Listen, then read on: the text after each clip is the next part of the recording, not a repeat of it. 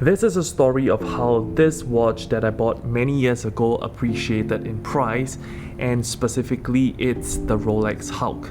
So many years ago I actually bought this watch for $9,000, and today this watch is worth $30,000. So this watch have grown in value tremendously, and this has taught me two very interesting perspectives on how I look at money and investment. So I realized that there are two kinds of money that we all have.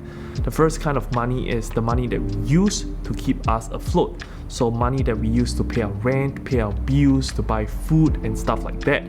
The second kind of money is the money that we have to make us feel safe.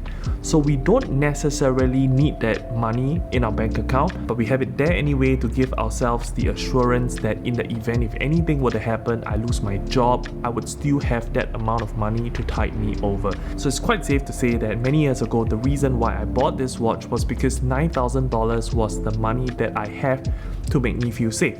I don't need that money to pay for food and my daily expenses. That is the reason why I invested in a watch. And from then, the value of the watch have grown tremendously.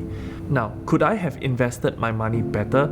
Of course, I could have bought stocks, crypto, S&P 500. I could have become a millionaire if I had bought $9,000 worth of Bitcoin back then. But the truth is, we will never know. And I just thought to myself, if I kept that $9,000 in the bank back then just because I have this need to make me feel safe, today my $9,000 would have depreciated because of inflation.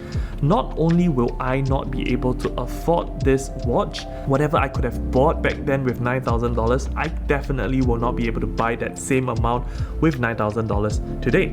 Now this is pretty simple inflation logic, which I guess most of us would already know.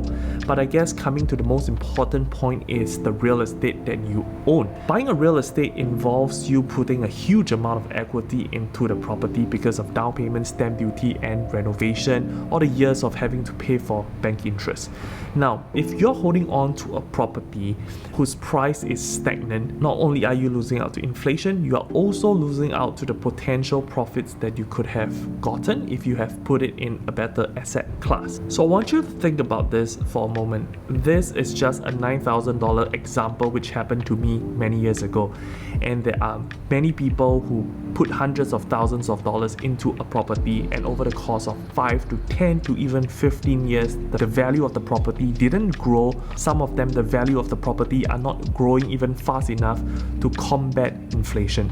So these are the people who are holding on to properties thinking that they own an asset, but in actual fact they could be losing hundreds of thousands of dollars and they probably don't even realize it. So if today you're holding on to a property, it could be a property that you're currently staying in, a property that you're collecting rental on, I would strongly advise you to keep in touch with the pulse of the market to check the value of your property. If your property price have remained stagnant over the years, it is definitely time for you to start thinking, should you shift your portfolio into something more profitable, or should you continue holding on to it hoping that the price would increase? And I gotta let you know, whichever thought that you're thinking of, it might not be wrong, because the truth is your property value might appreciate over time if you hold it long enough. But I guess if you can find a better way to invest your money in a better property or other asset class, you should definitely do so. So this is just a short story of how an investment I made many years ago have given me a new perspective of how I look at money and investment. And if you have enjoyed this piece of content, do like the video, share it with friends and subscribe to the channel for more similar contents. And I look forward to seeing you in the next video.